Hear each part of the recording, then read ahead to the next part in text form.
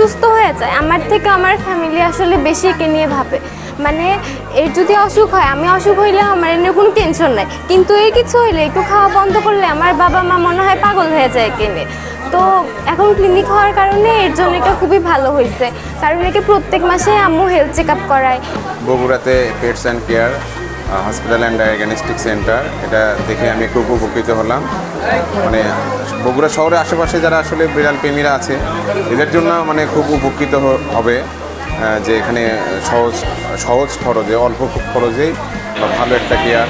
হ্যাঁ, যারা আশেপাশে বগুড়াতে বিড়াল পালেন অবশ্যই আসবেন।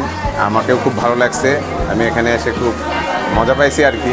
আমার খুবই ভালো লাগতেছে, কারণ এখন আগে যেখানে হচ্ছে বিড়ালকে দেখাইতো ওই জায়গায় হচ্ছে সবাই মিলে যাইতো, কিন্তু হচ্ছে মানে এখন এখানে রেস্টুরেন্টও হয়েছে, সব কিছু হয়েছে। এখন আমরা এসে এখানে টাইম স্পেন্ডও করতে পারবো, অনেক কিছু করতে পারবো।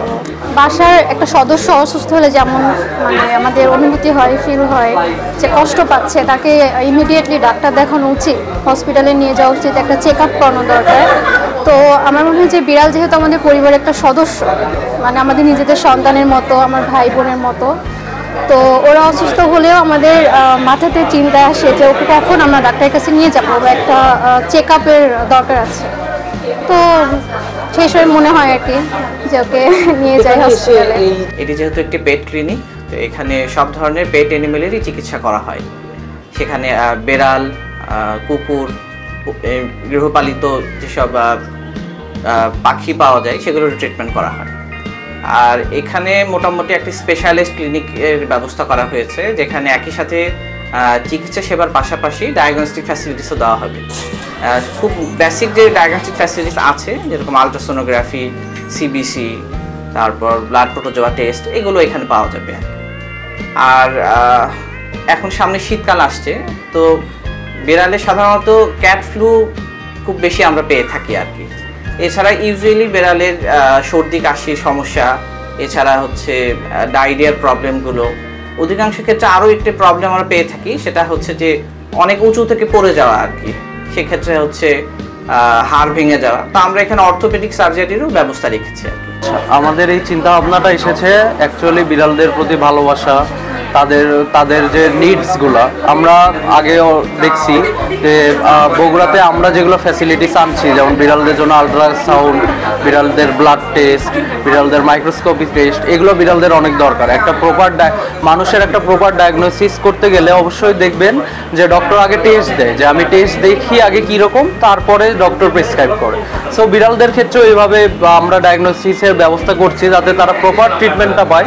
আর অবশ্যই ভালোবাসা থেকেই, কারণ আমাদের এখানে কিন্তু যারা রেস্কিউ করে, মানে রাস্তার যেগুলো বিড়াল কুকুর আছে যারা রেস্কিউ করে নিয়ে আসবে, রেস্কিউ অ্যানিমেলদের জন্য যে কোনো ধরনের ট্রিটমেন্ট হোক, সার্জারি হোক, সকল কিছু আমাদের এখানে ফ্রি। রাস্তার অবলা প্রাণীদের সাহায্য করে থাকি এবং এটা মানবিক দিক থেকে আমরা করে থাকি অ্যাকচুয়ালি, এবং সেখান থেকেই আমাদের এই চিন্তা ভাবনাটা যেন বগুড়াতে একটা সবাই এই ভালো ইয়েটা পায়, ফ্যাসিলিটিসগুলো পায় যেন।